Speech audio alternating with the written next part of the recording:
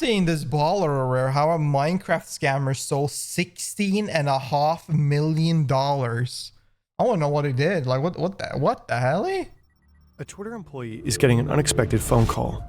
The caller claims to be from Twitter's internal help desk. He explains there are issues with the company's VPN connection. Apparently, it's been happening a lot lately. The Twitter employee logs in again. He enters his credentials, username, password. Then he just needs to confirm the login on his phone. Done. Oh. Everything seems to be working now. The help desk person sounds pleased and wishes him a nice evening. It is so funny Graham hangs how... up. He cannot believe how easy that was.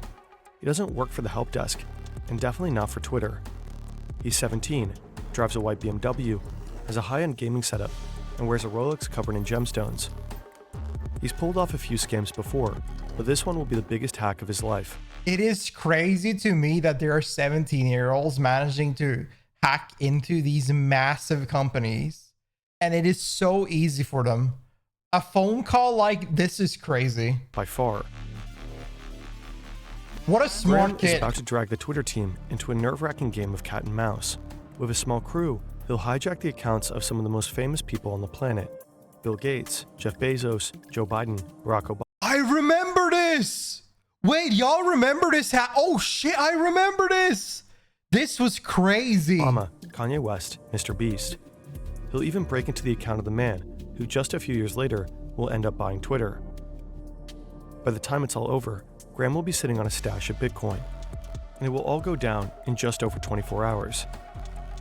This is the wild story of the biggest hack in Twitter's history. They caught him though, huh? Tweet be a major security breach at Twitter. That is insane. What did they do though? Like, can they charge him? He's 17, right?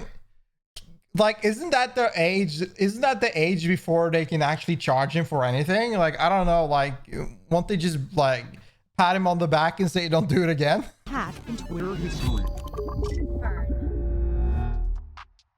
It's 2016. A 13-year-old kid is sitting in his bedroom in Tampa, Florida, playing Minecraft. His name is Graham Ivan Clark. He's playing Minecraft in hardcore mode, one death and it's game over. On YouTube, Graham goes by the name Open. In his videos, he talks about being homeschooled and how he doesn't have many friends. His parents split up when he was 7. He's raised by his mom along with his sister. Minecraft is his escape, a way to get away from real life. It doesn't take long for Graham to start bending the rules. This video is about a scammer, a liar, and just someone that is pretty scummy. You guys probably know him already. It's Open.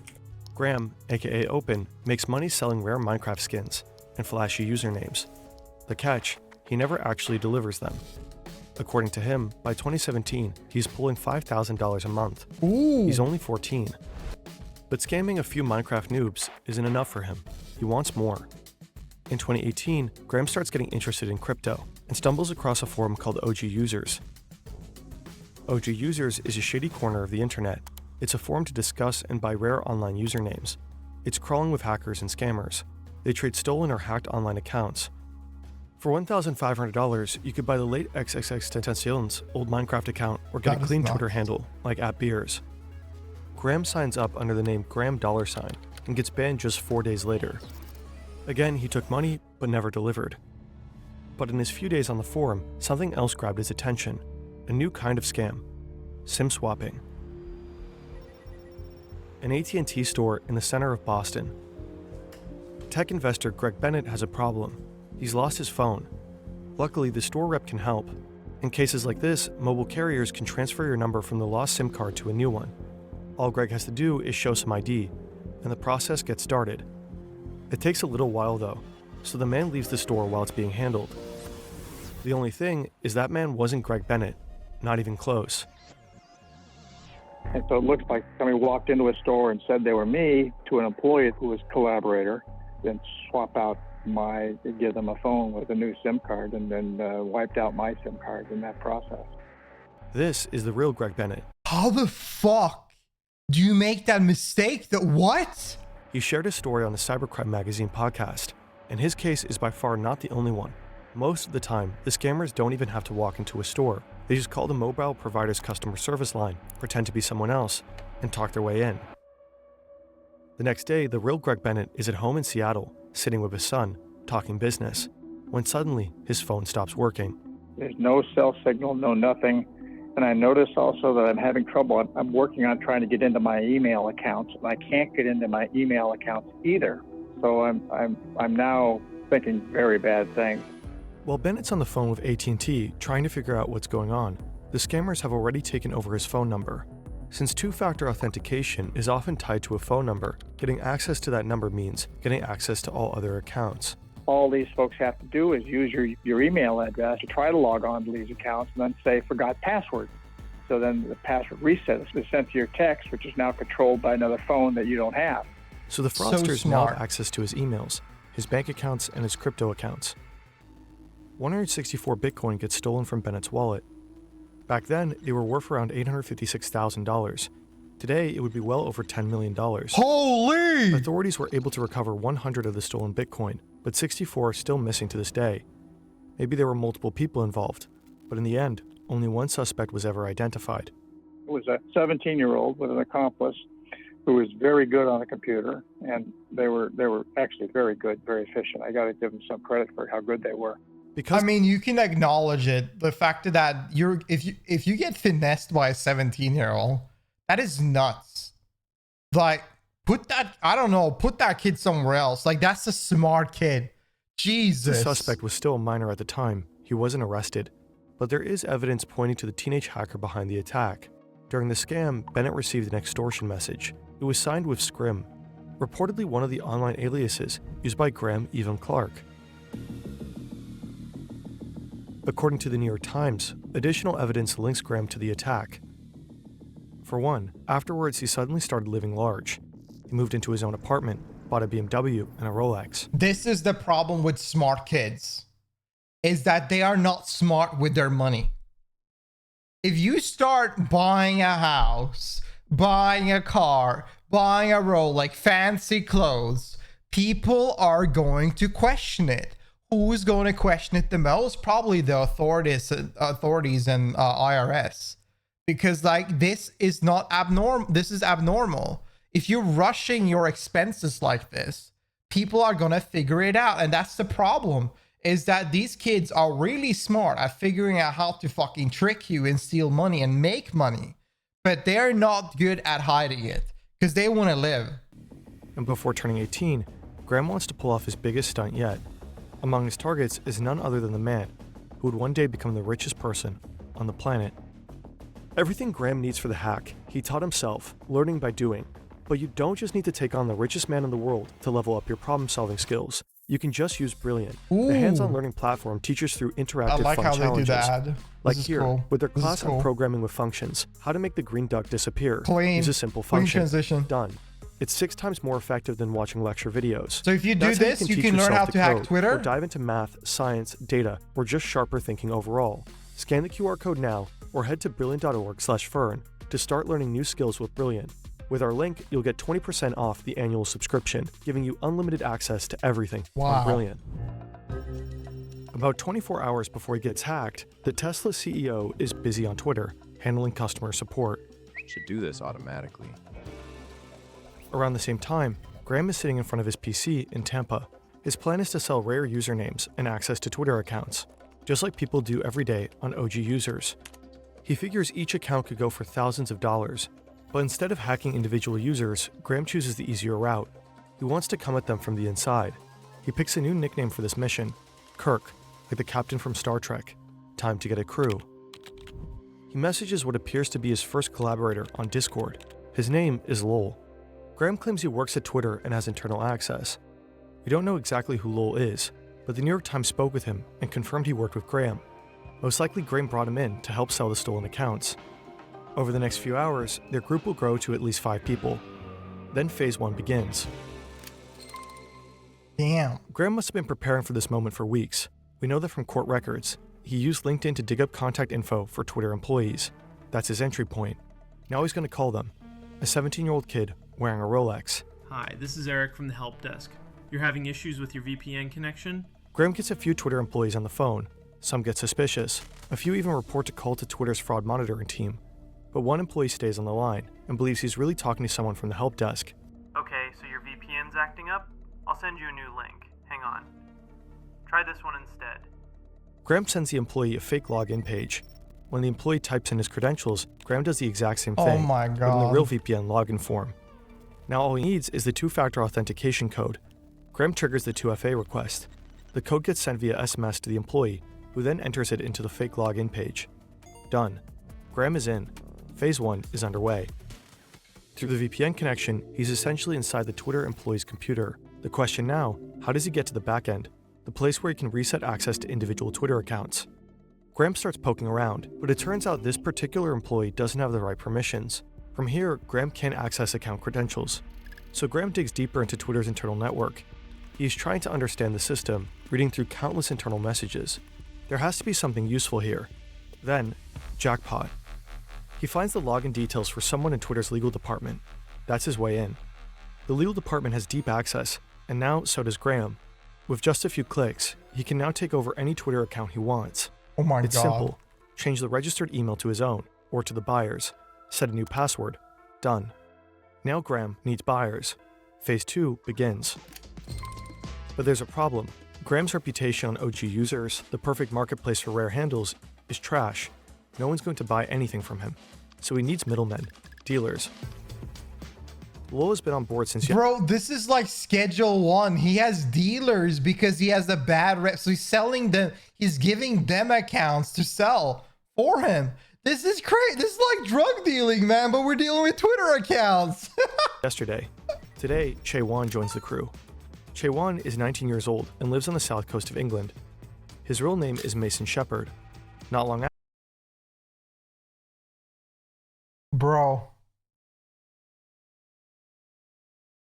that's crazy. You're telling me this kid? Oh my god. Shepard. That's Not crazy. long after, Rolex signs on. He's 22, from Orlando, Florida. His real name is Nima Fazeli. Graham probably doesn't tell either of them the full story. He claims, just like he told Lowell, that he works for Twitter, maybe to gain their trust. Because unlike Graham, both Chaewon and Rolex have solid reputations on OG users. On Wednesday morning, Chaewon posts this on OG users. From $2,500 to $3,000, you can buy any Twitter account. Chaewon even name drops some past customers, supposedly people who've already bought from him successfully. Payment is Bitcoin only, and no small talk. Buyers are told not to start the chat with "Hey," just drop the handle they want and make an offer. Serious offers are discussed with Graham over Discord. 1359, Chaewon. 5K for @XX, 3K at dark. Let me know. Guy wants them. Also, is @vampire doable? 5K for all three? Later that day, a potential buyer seems to become part of the crew. Joe. His real name is Joseph O'Connor. He's British too, and 21 at the time. He knows his way around SIM swapping, and is rumored to have been involved in an earlier hack of Twitter CEO Jack Dorsey. His exact role isn't clear, but Joe does post a tweet that shows that he's on the inside. It's Twitter's admin tools. Ooh. Twitter takes it down shortly after it's posted. Behind the scenes, the platform has already started investigating. Since early that morning, they've been looking into strange calls from people claiming to be help desk staff. By now, suspicious login attempts are piling up. It's becoming clear this wasn't just a prank call. Someone is deep inside the system. For Graham, the clock is ticking. It's only a matter of time before Twitter catches on and shuts him out. So he comes up with an idea, a way to squeeze even more money out of the hack. This shit, man. Whoever falls down on the hole of the crypto, these crypto posts, I mean, you kind of deserve to be scammed, man. This is crazy. Enter Phase 3. Graham sets his sights on the crypto community. By mid-2020, the economy is in freefall because of the COVID pandemic. Stock markets are down, and so is crypto. Cryptocurrency's plunging right now. So Graham launches a website, cryptoforhealth.com. To help people in these hard times, he makes an irresistible promise. Send Bitcoin to his wallet, and Crypto for Health will send back double, just like that. Obviously. His new plan is simple. Convince people to send him money. It's like it's like a Nigerian prince scheme, man. How can we still fall for this in 2020? voluntarily. Now he just has to promote the platform, and he has the best tool to do so. Graham gains access to the accounts of several crypto influencers and platforms. The first tweet goes out from the account Angelo BTC. Then come at least 10 more, all from well-known names in the crypto space. Oh my god. For the next 2 hours, he tweets almost non-stop from major crypto companies' accounts: Binance, Gemini, Coinbase, Ripple, and more. Then at 4:15 p.m., he takes it to the next level. Graham stops using the Crypto for Health link. Now he tweets his Bitcoin address directly. He wants more reach, so he leaves the crypto space behind and targets one of the biggest influencers on Twitter. At exactly 4:17 p.m., Musk's account tweets that he wants to give back to his 37 million followers in the spirit of COVID relief. But Graham doesn't stop there. Next up, Bill Gates, with over 50 million followers. Then Kanye West, 30 million. Jeff Bezos, Mr. Beast, Barack Obama, Joe Biden. Even corporations like Apple and Uber. Oh my god! In total, Graham breaches over 130 Twitter accounts, blasting his crypto scam from 45 of them. Millions see the messages. So do the Twitter employees. Security incident impacting accounts on Twitter. We are investigating and taking steps to fix it. We will update everyone shortly. Graham tweets, Twitter deletes, and with every passing minute, Graham's Bitcoin wallet grows fatter. Most people see through the scam, but many others fall for it. To stretch the reach even further, Graham reposts from the same accounts multiple times. The last tweet goes out from Kim Kardashian's account. Meanwhile, the others in his crew are still selling usernames for a few $1,000s each. I put 1K minimum. Let's say that's for non-OG. 2.5K minimum for OG. 1K min for all is fine. He said he'll do those for 20. Sounds good. You can trust me by now. I need email for all. 22K including criminal? Okay. Send me full list of emails and the 22K to my ad. This is nuts. But these will be the last sales they make. Twitter is finally about to shut the whole thing down. And this was all done by 17 to 19-year-olds. Oh my lord. On Wednesday evening, no one at Twitter is thinking about going home. Someone is inside their system, reading Slack messages, accessing sensitive credentials, and flooding the platform with scam tweets. Things are spiraling out of control, so Twitter pulls the plug. They shut down the system? Yeah, shut down the whole apartment. Just shut it down. Shut this shit down. You may be unable to tweet or reset your password while we review and address this incident. The platform limits core functionality across the board. Many verified accounts can't post. They can't change passwords. Every account that had changed his password in the last 30 days is locked out as well. Twitter is trying to cut the attackers off completely. And it works. Graham can no longer change passwords, sell usernames, or push his crypto scam. Internally, Twitter starts killing all active VPN sessions, one by one. Every employee is forced offline, including Graham. The hack is over, and slowly a full picture of the fallout begins to emerge. In the scramble, Twitter didn't just silence celebrities, they also locked out news outlets and even the National Weather Service, which missed posting a tornado warning. By late that night, many accounts started working again, but some will stay offline for longer. Elon won't post for 3 days, highly unusual. On the other side of the world in England, maybe it was not bad after all. So what's been Twitter's response? All verified accounts, locked in essentially. Details on how this It's likely the first time he realizes the full scale of what just happened.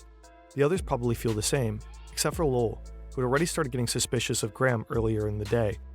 Later that night, Chaewon sends him a disappointed DM. I'm not sad, more just annoyed. I mean, he only made 20 Bitcoin. Graham reportedly walked away with up to Only 20. $180,000.